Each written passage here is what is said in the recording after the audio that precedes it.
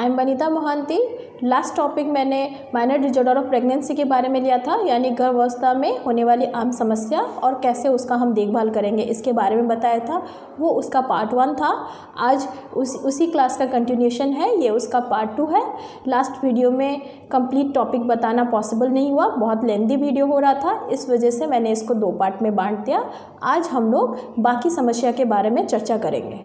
तो चलिए सबसे पहले प्रॉब्लम के बारे में चर्चा करते हैं। तो क्या सबसे पहली प्रॉब्लम क्या है ना, frequency of micturition. Frequency of micturition का मतलब क्या होता है, यानी बार बार पेशाब लगना। ये परेशानी जो है ये प्राकृतिक है, एकदम नेचुरल है और ये जनरली हर प्रेग्नेंट महिला को इसका सामना करना पड़ता है। और ये प्रेगनेंसी के 8वें हफ्ते से लेकर 12 हफ्ते के दौरान, या तो प्रेगनेंसी के लास्ट ट्राइमेस्टर में यानी 9 महीने के टाइम पे ऐसे दिक्कत महिला को सामना करना पड़ता है।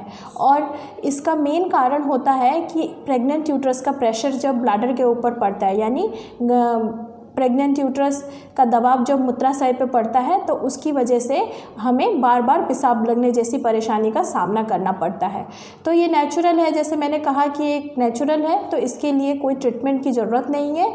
ये आप एकदम आश्वसित रहे कि ये अपने आप ठीक हो जाएगा। लेकिन इसमें एक बात का आप ध्यान रखिएगा, अगर प्रेगनेंसी के 12 हफ्ते के बाद भी आपको बार बार पेशाब लग रहा है या पेशाब करने के दौरान आपको जलन जैसी महसूस हो रही है तो ये चिंता का कारण हो सकता है।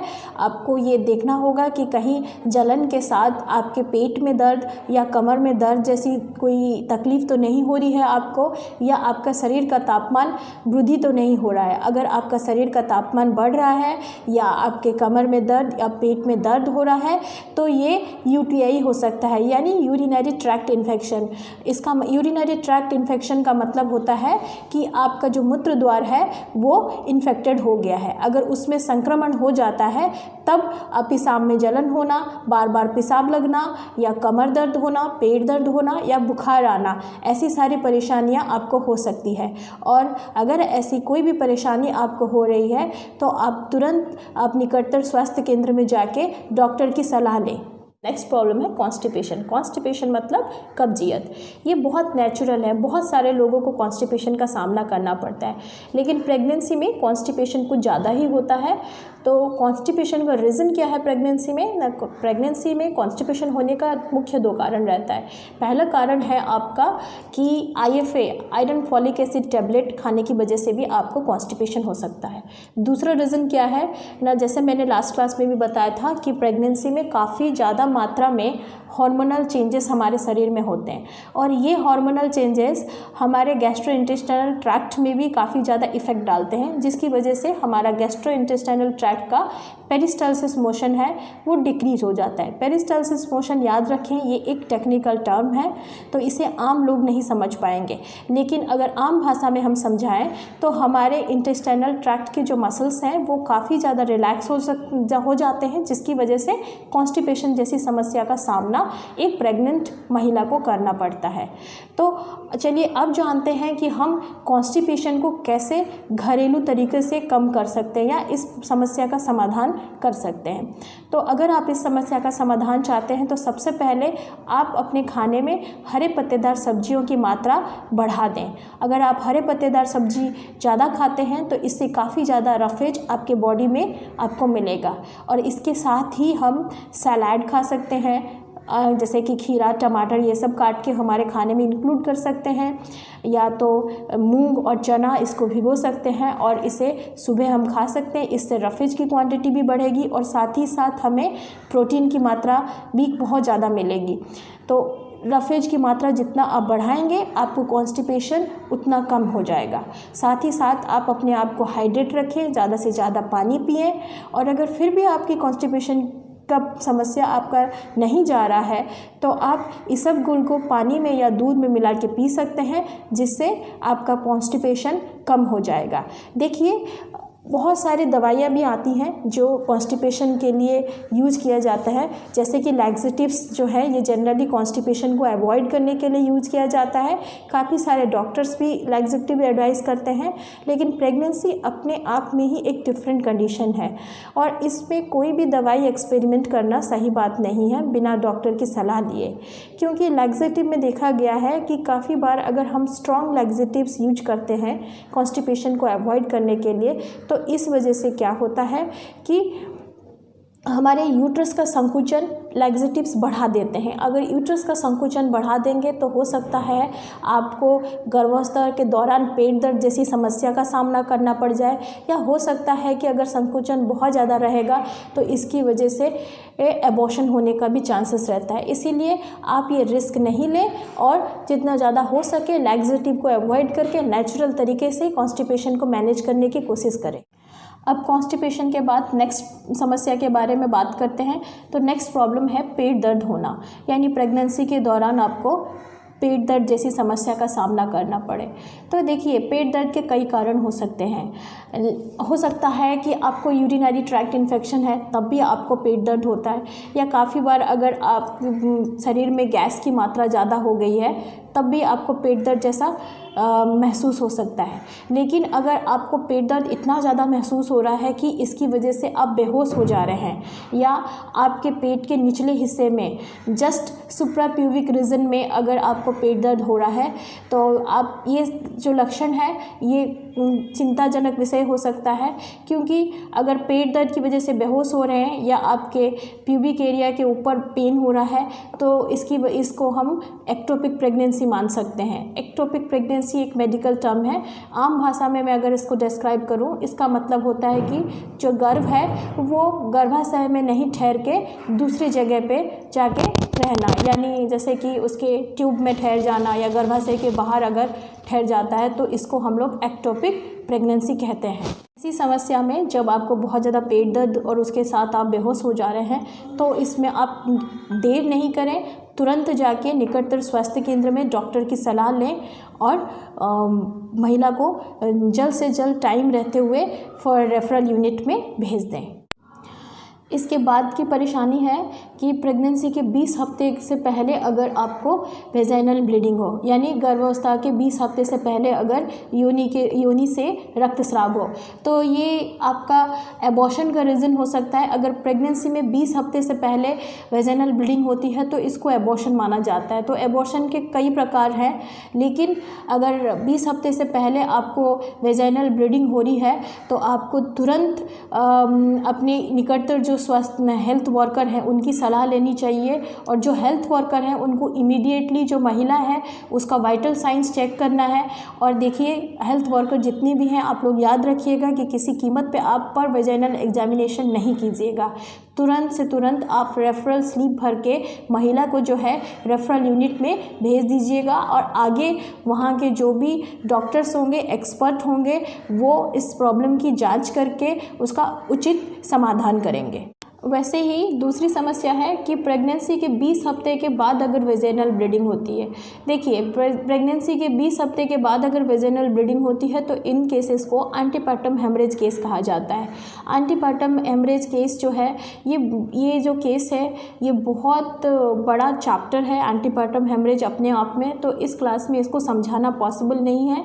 लेकिन आप लोग इतना जान के रखिए, एंटीपार्टम हेमरेज में भी हम लोग निकटतर जो हेल्थ वर्कर हैं उनसे आप तुरंत सलाह लें। वो आपके वाइटल साइंस चेक करेंगे और ब्लीडिंग कितना हो रहा है उसको चेक करेंगे, और उसके बाद वो आप महिला को सही जगह पर रेफरल कर देंगे, और वहाँ पे आगे का जो भी ट्रीटमेंट होगा वो एक्सपर्ट्स की सलाह द्वारा ही लिया जाएगा। इसको हम पीएससी लेवल में इन केसेस को सॉल्व नहीं कर सकते, पीएससी या सीएससी लेवल में। ये हम टॉर्सियरी ऐसे केसेस को टॉर्सियरी लेवल में ही भेज देना चाहिए जिस अस्पताल में हर प्रकार की फैसिलिटी ऑलरेडी प्रेजेंट है, वैसे जगहों पे इन केसेस को भेज देना चाहिए। और इन केसेस में चाहे आपकी वेजाइनल ब्लीडिंग प्रेगनेंसी के 20 हफ्ते से पहले हो या 20 हफ्ते के बाद हो, ऐसे केसेस में एक चीज़ का ध्यान जरूर रखिएगा कि इन ऐसे केसेस की डिलीवरी जो है वो हॉस्पिटल में ही होनी चाहिए। कभी भी होम डिलीवरी के बारे में इन केसेस पे नहीं सोचिएगा। नेक्स्ट प्रॉब्लम है प्रेगनेंसी के दौरान बुखार आना। बुखार आना मतलब यानी शरीर के तापमान में वृद्धि हो जाना। देखिए बुखार जो है ये सुनने में काफ़ी कॉमन लगता है कि बुखार आया, हो सकता है कि आपको वायरल भी हो, सीज़न के चेंजेस की वजह से भी आपको बुखार हो सकता है, जो कि अपने आप देखिए 48 आवर्स में छूट जाता है। उसके लिए आपको किसी भी प्रकार की दवाई का ज़रूरत नहीं पड़ता है। लेकिन अगर बुखार है जिससे आप काफ़ी ज़्यादा प्रभावित हो रही हैं, तो इसका कारण संक्रमण भी हो सकता है। जैसे कि मैंने बताया था कि यूटीआई, यूरिनरी ट्रैक्ट इन्फेक्शन, यानी अगर आपके मूत्र द्वार का संक्रमण होता है, उस केसेस में भी आपको बुखार आता है, आपका शरीर का तापमान इंक्रीज हो जाता है। या तो ऐसा भी हो सकता है कि बुखार का रीज़न आपको मलेरिया हो सकता है, क्योंकि इंडिया में मलेरिया केसेस काफ़ी ज़्यादा हैं। तो प्रेगनेंसी के दौरान काफ़ी सारी महिलाओं को मलेरिया होने का भी चांसेस रहता है। इस वजह से अगर बुखार है जो कि हमारा 1 से 2 दिन में ठीक नहीं हुआ है, तो उस केसेस में हम लोग इमीडिएटली ब्लड टेस्ट करेंगे और उसमें मलेरिया टेस्ट एकदम सुनिश्चित कराएं। अगर मलेरिया नहीं है या यूटीआई नहीं है तो ये वायरल है और आपका अपने आप जो 48 घंटा या 72 घंटा में ठीक हो जाएगा। और अगर मलेरिया या आपको यूटीआई है तो इमीडिएटली आप डॉक्टर के पास जाएं और जैसे डॉक्टर आपको सलाह देते हैं, जो दवाइयाँ देते हैं, उसका नियमित रूप से आप सेवन करें, तो इससे आपकी ये जो परेशानी है वो ठीक हो जाएगी और इसके साथ महिला के साथ बच्चा भी स्वस्थ रहेगा। इसके बाद की समस्या है कि प्रेगनेंसी के दौरान फिटल मूवमेंट्स महसूस ना होना। फिटल मूवमेंट्स क्या है? यानी भ्रूण का संचालन होना। गर्भाशय के अंदर भ्रूण का संचालन को फिटल मूवमेंट कहा जाता है। तो काफ़ी बार प्रेगनेंसी में ऐसा होता है कि महिला को भ्रूण का संचालन यानी फिटल मूवमेंट महसूस नहीं होते हैं। अगर किसी महिला को फिटल मूवमेंट महसूस नहीं हो रहे हैं तो इमीडिएटली वो अपने निकटतम स्वास्थ्य वर्कर जो भी हैं, हेल्थ वर्कर, उनकी मदद ले सकती हैं। तो सबसे पहले जो भी हेल्थ वर्कर हैं उनको इमीडिएटली फिटल हार्ट साउंड यानी भ्रूण की हृदय गति को चेक करना चाहिए। अगर भ्रूण जो है उसका हृदय गति सामान्य है यानी 120 से 160 के अंदर है तो बच्चा एकदम स्वस्थ है। और आप ऐसे केसेस में महिला को आश्वासना दें कि ऐसी कोई समस्या की बात नहीं है और फिर से 15 मिनट के बाद एक बार दोबारा आप फिटल हार्ट साउंड चेक करें। अगर फिर से ये आपको नॉर्मल मिलता है तो आप महिला को समझा के घर भेज दें और उसको ज़्यादा से ज़्यादा रेस्ट करने की सलाह दें। अगर 15 मिनट के बाद आपने चेक किया और आपको भ्रूण की हृदय गति में कोई कमी महसूस होती है यानी 120 से कम या 160 से ज़्यादा असामान्यता आपको दिखती है, तब इन केसेस में आप इस महिला को तुरंत डॉक्टर के पास भेज सकते हैं। यानी हम फर्दर रेफरल यूनिट जो है हम वहाँ भेज देंगे और आगे का मैनेजमेंट वहीं पे होगा। ऐसा भी हो सकता है कि जब स्वास्थ्य वर्कर आप जो भी हैं वो चेक करते समय ऐसा हो सकता है कि आपको शुरू से ही आपको फिटल हार्ट साउंड जो है उसमें कुछ परेशानी नज़र आए यानी कुछ असामान्यता आपको देखने के लिए मिले, जैसे कि भ्रूण की हृदय गति या तो 120 से कम या तो 160 से ज़्यादा हो सकती है। अगर ऐसा है तो इसका मतलब आप समझ जाइएगा कि जो फिटस है वो एकदम संकट में है, जो भ्रूण है वो संकट की स्थिति में है। और इन केसेस में हम एकदम समय को डिले ना करते हुए, टाइम को अनवांटेडली वेस्ट ना करते हुए बच्चे को माँ को इमीडिएटली हम लोग रेफ़र कर देंगे। और अगर आप फिटल हार्ट साउंड सुने और अगर आपको एकदम से फिटल हार्ट साउंड नहीं सुनाई देता है यानी एब्सेंट है, तो इसका कारण हो सकता है कि जो बच्चा है वो ऑलरेडी माँ के पेट में मर गया है। तो ऐसे केसेस में भी हम महिला और उसके परिवार को आश्वासना देते हुए इमीडिएटली उनको रेफरल यूनिट भेज देंगे। नेक्स्ट प्रॉब्लम के बारे में डिस्कशन करते हैं। नेक्स्ट प्रॉब्लम है ल्यूकोरिया, फिजियोलॉजिकल ल्यूकोरिया। देखिए प्रेगनेंसी में फिजियोलॉजिकल ल्यूकोरिया जो है वो बहुत नेचुरल है, प्राकृतिक है। इसका रीज़न है कि हमारे शरीर में हार्मोन की मात्रा फर्स्ट 3 मंथ्स में काफ़ी ज़्यादा रहती है, जिसके कारण जो बॉडी में फिजियोलॉजिकल प्रेगनेंसी में काफ़ी ज़्यादा फिजियोलॉजिकल चेंजेस होते हैं। उसकी वजह से वेजाइना से होते हुए कुछ तेलीय पदार्थ निकलते हैं, वाइट जैसा लिक्विड सब्सटेंस निकलता है, उसको ल्यूकोरिया कहा जाता है। ये शुरुआती 3 महीने में कुछ ज़्यादा रहता है, उसके बाद इसका अमाउंट कम हो जाता है। देखिए कुछ महिलाओं में ये जो है थोड़ा ज़्यादा क्वांटिटी में होता है, तो महिला इसको इमीडिएटली जो है देख के डर जाती हैं कि ये कुछ उनको कोई परेशानी हो रही है।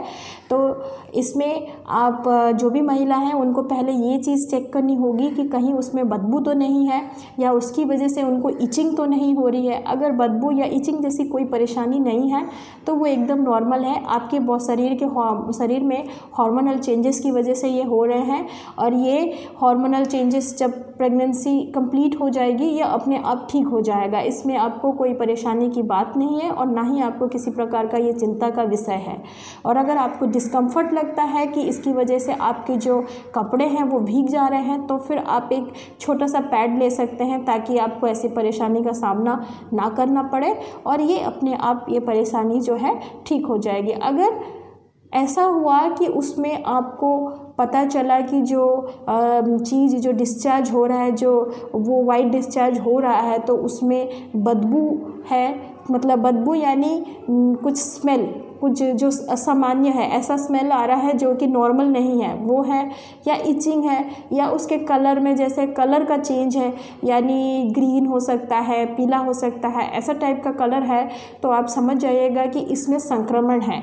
अगर संक्रमण है तो आप तुरंत से जाके अपने निकट में जो भी हेल्थ वर्कर हैं उनसे इसके बारे में बात कीजिए, या तो अगर आप अच्छी जगह पे हैं यानी आप शहर में हैं तो आप इमीडिएटली डायरेक्टली जाके डॉक्टर से मिलके इसके बारे में सलाह ले सकते हैं और आगे आपको इस समस्या का समाधान डॉक्टर ही बताएंगे। इसके साथ ही मैं और एक बात बताना चाहूँगी। देखिए ल्यूकोरिया के साथ काफ़ी बार ऐसा होता है कि सिर्फ लिक्विड सब्सटेंस, कभी पानी पानी जैसा पदार्थ भी हमारे वेजाइना से आता है। वो इस वजह से होता है प्रेगनेंसी में कि अगर बच्चेदानी के अंदर जो बोलते हैं ना बच्चे की थैली, अगर बच्चे की थैली फट जाती है तब वो पानी जैसा चीज़ निकलता है। ये गांव में भी सब बोलते हैं कि बच्चे का थैली फट गया। वो थैली यानी अगर मेडिकल टर्म में मैं उसको बोलूँ तो उसको एमिनियोटिक मेम्ब्रेन कहा जाता है। अगर एमिनियोटिक मेम्ब्रेन रप्चर होता है तो लिक्विड जैसा मटेरियल निकलता है जिसकी वजह से महिला का कपड़ा भीग जाता है।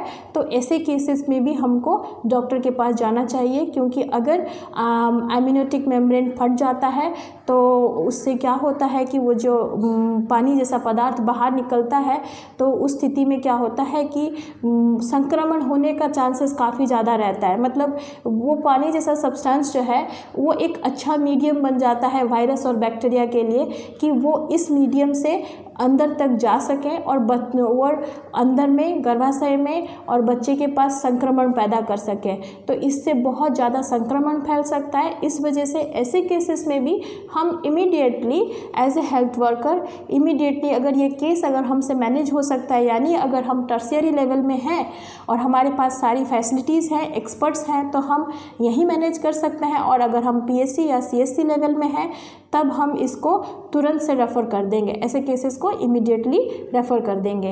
नेक्स्ट परेशानी के बारे में डिस्कशन करते हैं। नेक्स्ट परेशानी है प्रेगनेंसी में बैकएक होना, यानी कमर दर्द होना, पीठ दर्द होना। देखिए ये बहुत नेचुरल है प्रेगनेंसी के दौरान बैकएक होना, पीठ में दर्द होना, क्योंकि देखिए जब प्रेगनेंसी में कमर दर्द आपको पहले नहीं महसूस होता है, जैसे ही प्रेगनेंसी एडवांस होने लगती है, जैसे ही समय ज़्यादा बीतने लगता है, यानी आप 7वें महीने, 8वें महीने, 9वें महीने प्रेगनेंसी में पहुंच जाते हैं, तब आपको पीठ दर्द और कमर दर्द जैसी समस्याओं का ज़्यादातर सामना करना पड़ता है। इसका कारण भी है हमारे बॉडी का हार्मोनल चेंजेस।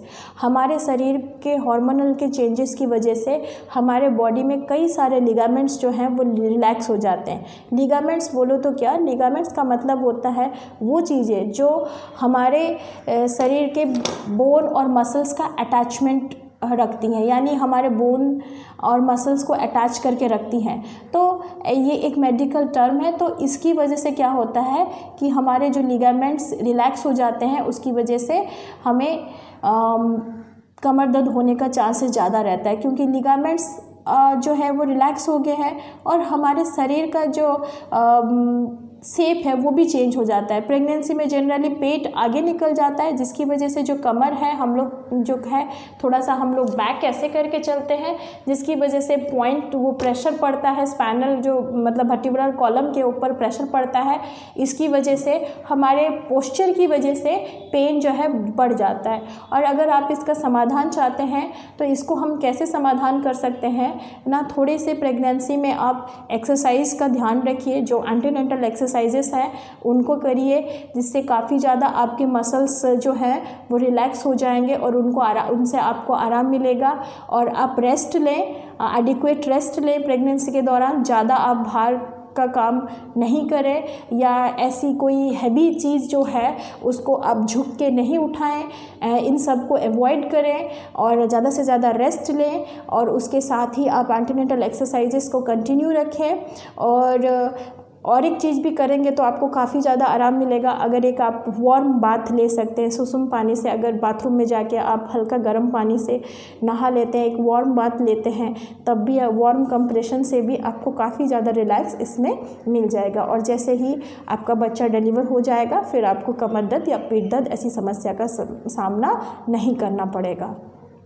इसके बाद सबसे लास्ट प्रॉब्लम के बारे में मैं बता रही हूँ प्रेगनेंसी में, वो है इंसोम्निया यानी नींद नहीं आना।